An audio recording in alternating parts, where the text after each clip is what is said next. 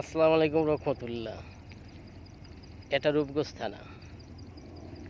দেশের যা পরিস্থিতি, আমার জায়গা আমি বিক্রি করব, কোম্পানির থাকে আপত্তি। কেন ভাই? আমার জায়গা আমি বিক্রি করতে পারবো না, এটা কোন দেশের আইন? হ্যাঁ, আমার জায়গা আমি বিক্রি করতে পারবো না যখন সরকারি কোনো অ্যালার্ট আসবে তখন। যদি সরকারি কোনো নোটিশ আসে এই জায়গা বিক্রি করেন, তখন আমার জায়গা আমি বিক্রি করতে পারবো না। তাছাড়া আমি সকল লোকের কাছে আমার জায়গা আমি বিক্রি করতে পারবো। যদি সরকার চায়, চাহিদা মাত্র আমার দিতে হবে, তাছাড়া কাউকে না। এটা হয়তো আমার এলাকার জনগণ বুঝে না, জনগণ জানে না।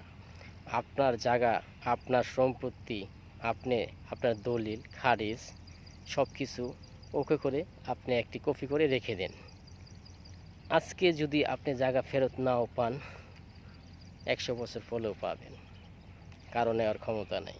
যদি সরকার নেয় তাহলে বাধ্যতামূলক দিতে হবে, তাছাড়া নয়।